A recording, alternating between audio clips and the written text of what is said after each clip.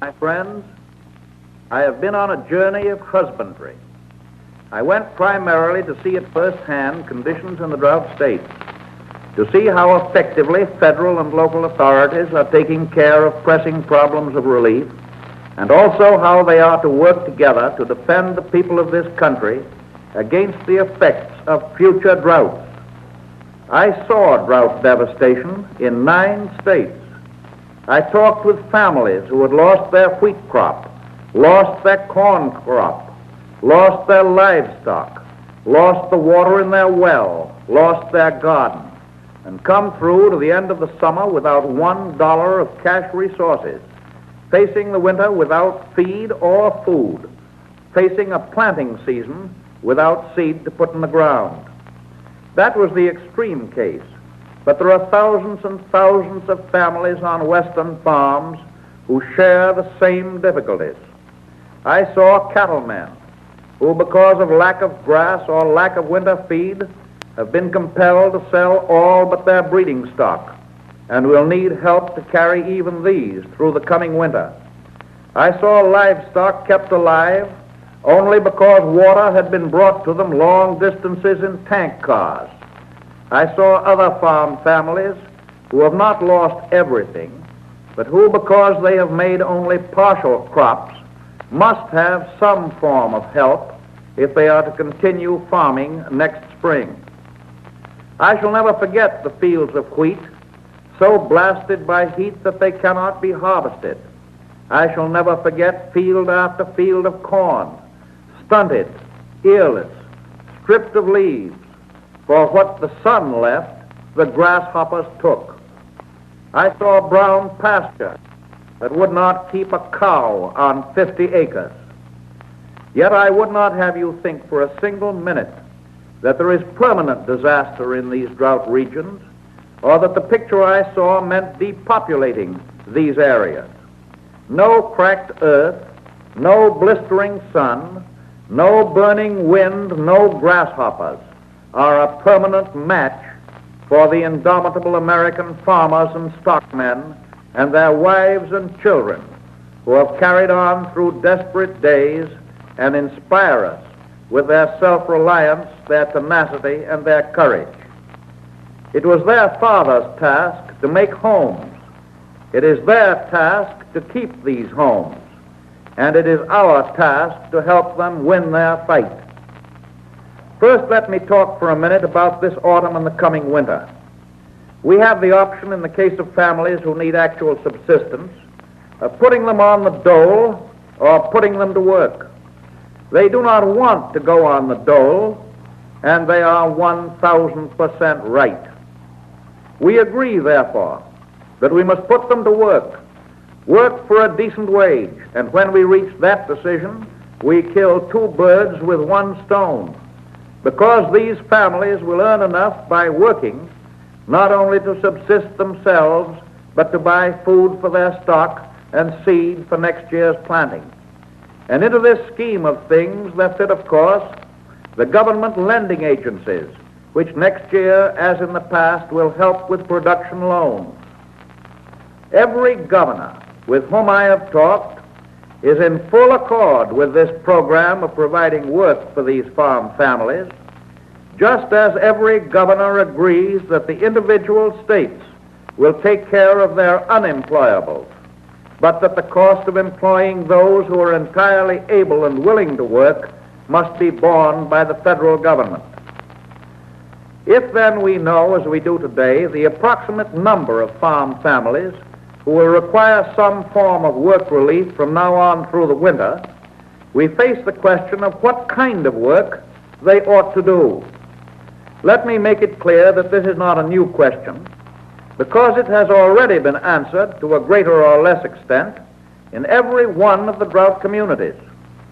Beginning in 1934, when we also had a serious drought condition, the state and federal governments cooperated in planning a large number of projects, many of them directly aimed at the alleviation of future drought conditions. In accordance with that program, for example, literally thousands of ponds or small reservoirs have been built in order to supply water for stock and to lift the level of the underground water to protect wells from going dry. Thousands of wells have been drilled or deepened. Community lakes have been created, and irrigation projects are being pushed. Water conservation by means such as these is being expanded as a result of this new drought all through the Great Plains area, the Western Corn Belt, and in the states that lie further south. In the Middle West, water conservation is not so pressing a problem, and here the work projects run more to soil erosion control and the building of farm-to-market roads. Spending like this is not waste. It would spell future waste if we did not spend for such things now. These emergency work projects provide money to buy food and clothing for the winter. They keep the livestock on the farm. They provide seed for a new crop. And best of all, they will conserve soil and water in the future in those areas that are most frequently hit by drought. If, for example, in some local place, the water table continues to drop from the topsoil to blow away, the land values will disappear with the water and the soil. People on the farms will drift into nearby cities. The cities will have no farm trade, and the workers in the city factories and stores will have no jobs. Property values in those cities will decline. If, on the other hand, the farms within that area remain as farms with better water supply and no erosion, the farm population will stay on the land and prosper, and the nearby cities will prosper too. Property values will increase instead of disappearing. That is why it is worth our while as a nation to spend money in order to save money. I have, however, used this argument in relation only to a small area, but it holds good in its effect on the nation as a whole. Every state in the drought area is now doing and always will do business with every state outside it. The very existence of the men and women working in the clothing factories of New York, making clothes worn by farmers and their families, of the workers in the steel mills in Pittsburgh and Gary, in the automobile factories of Detroit, and in the harvester factories of Illinois, depend upon the farmer's ability to purchase the commodities that they produce. In the same way, it is the purchasing power of the workers in these factories in the cities that enables them and their wives and children to eat more beef, more pork, more wheat, more corn, more fruit, and more dairy products, and to buy more clothing made from cotton and wool and leather. In a physical and in a property sense, as well as in a spiritual sense, we are members one of another.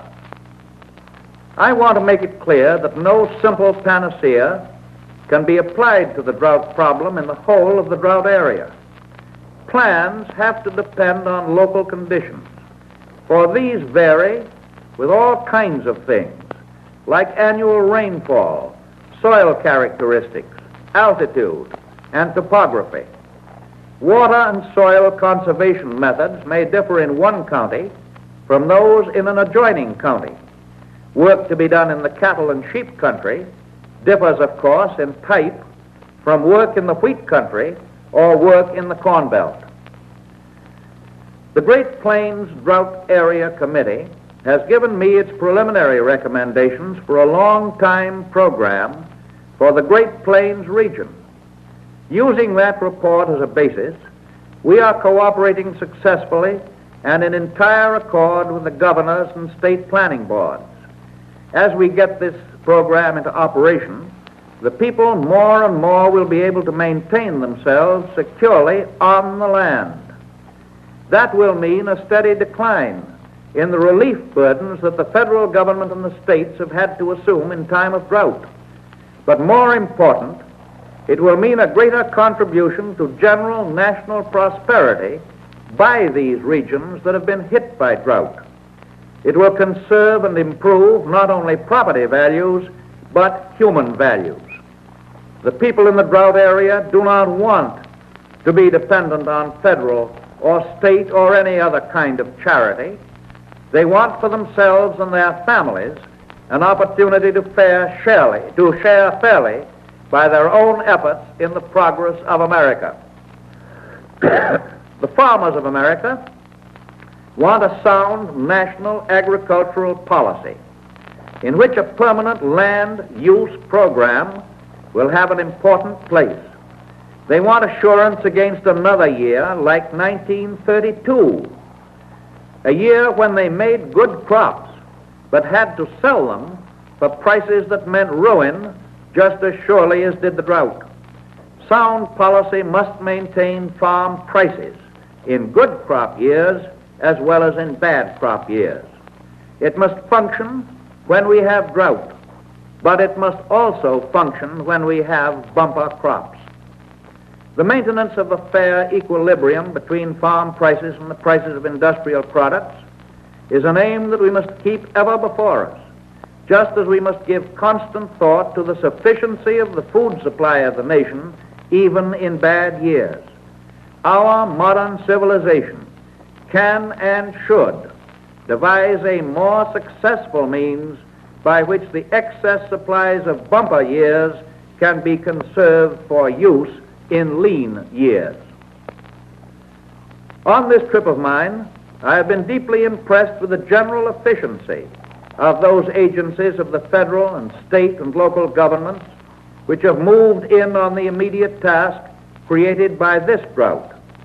In 1934, none of us had preparation. We worked without blueprints, and we made the mistakes of inexperience. Hindsight shows us this. But as time has gone on, we have been making fewer and fewer mistakes. Remember that the federal and state governments have done only broad planning.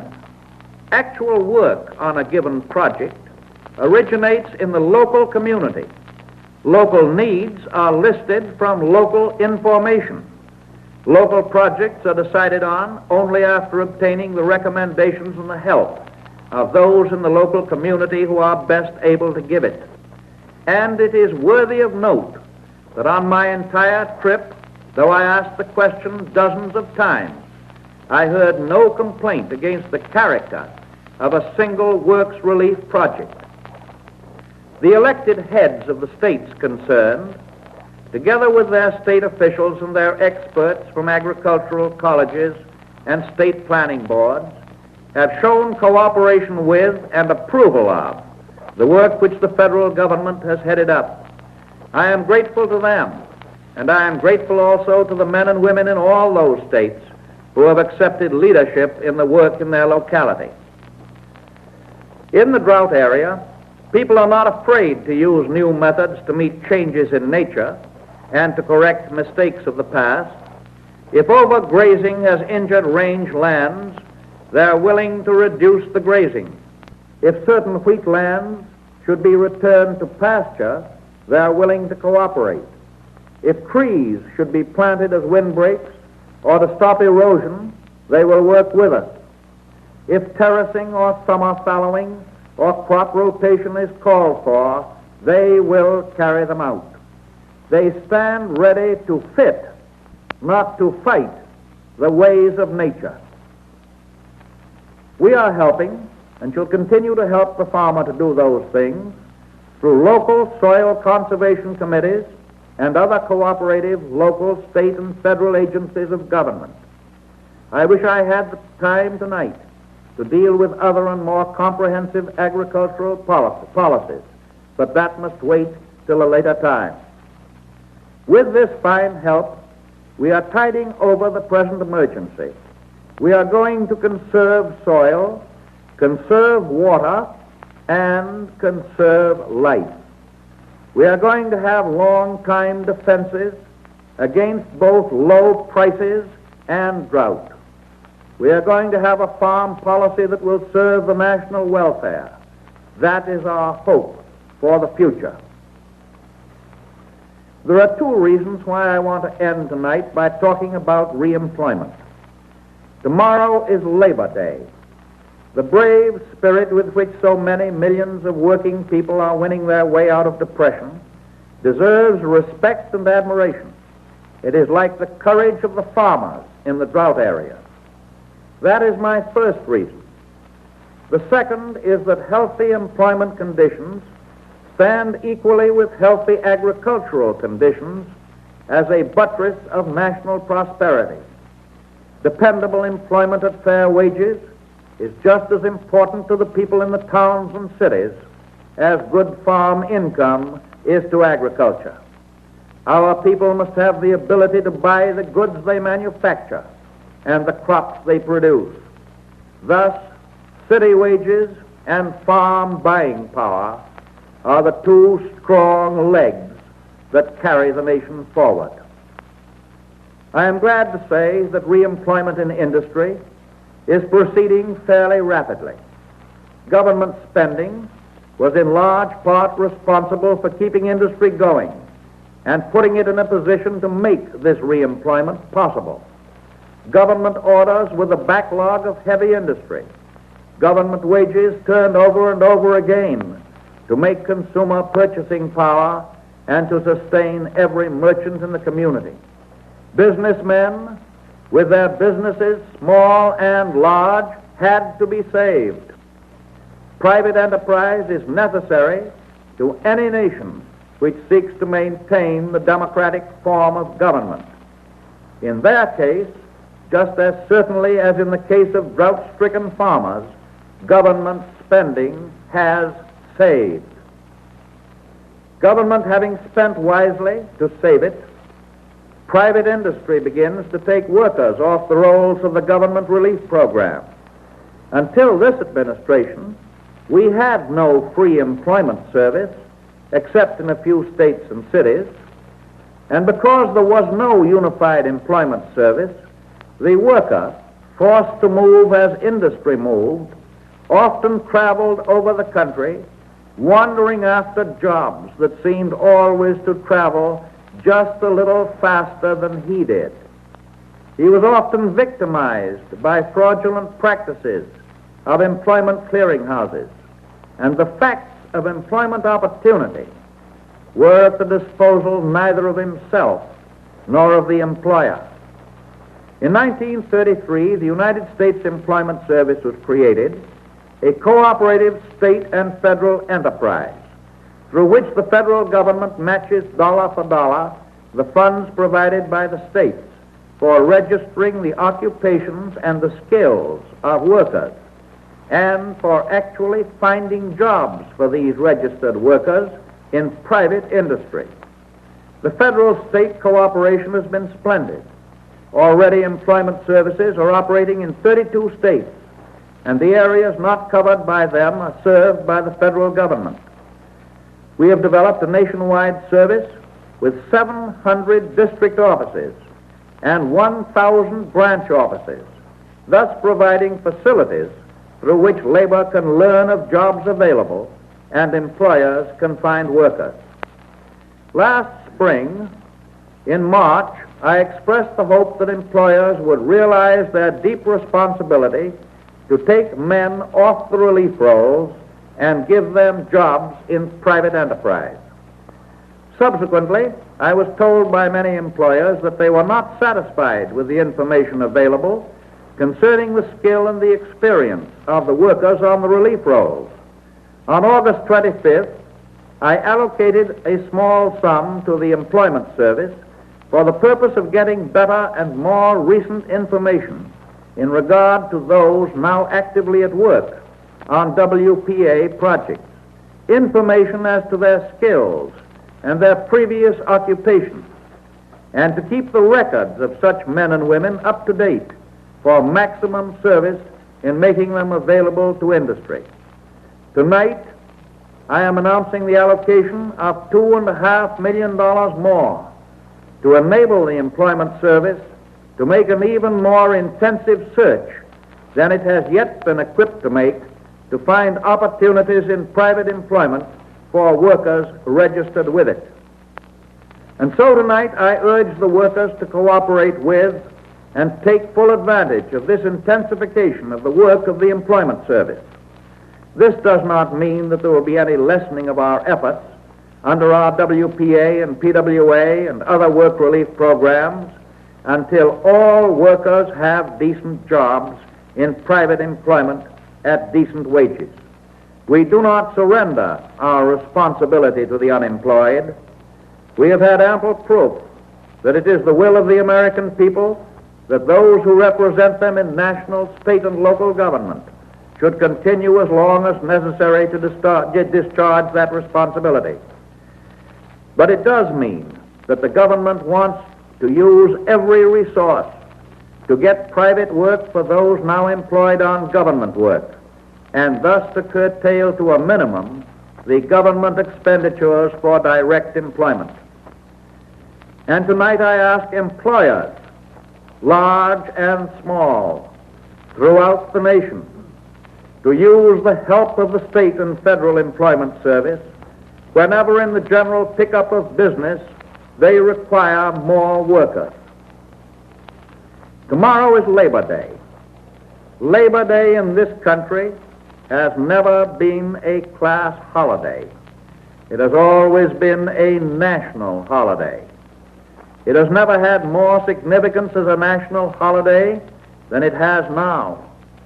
In other countries, the relationship of employer and employee has been more or less accepted as a class relationship, not readily to be broken through. In this country, we insist as an essential of the American way of life that the employer-employee relationship should be one between free men and equals. We refuse to regard those who work with hand or brain as different from or inferior to those who live from their own property. We insist that labor is entitled to as much respect as property. But our workers with hand and brain deserve more than respect for their labor. They deserve practical protection in the opportunity to use their labor at a return adequate to support them at a decent and constantly rising standard of living, and to accumulate a margin of security against the inevitable vicissitudes of life. The average man must have that twofold opportunity if we are to avoid the growth of a class-conscious society in this country. There are those who fail to read both the signs of the times and American history. They would try to refuse the worker any effective power to bargain collectively, to earn a decent livelihood, and to acquire security. It is those short-sighted ones, not labor, who threaten this country with that class dissension which in other countries has led to dictatorship and the establishment of fear and hatred as the dominant emotions in human life. All American workers, brain workers, and manual workers alike, and all the rest of us whose well-being depends on theirs, know that our needs are one in building an orderly economic democracy in which all can profit and in which all can be secure from the kind of faulty economic direction which brought us to the brink of common ruin 7 years ago. There is no cleavage between white-collar workers and manual workers, between artists and artisans, musicians and mechanics, lawyers and accountants, architects and miners. Tomorrow, Labor Day belongs to all of us. Tomorrow, Labor Day symbolizes the hope of all Americans. Anyone who calls it a class holiday challenges the whole concept of American democracy. The 4th of July commemorates our political freedom, a freedom which without economic freedom is meaningless indeed.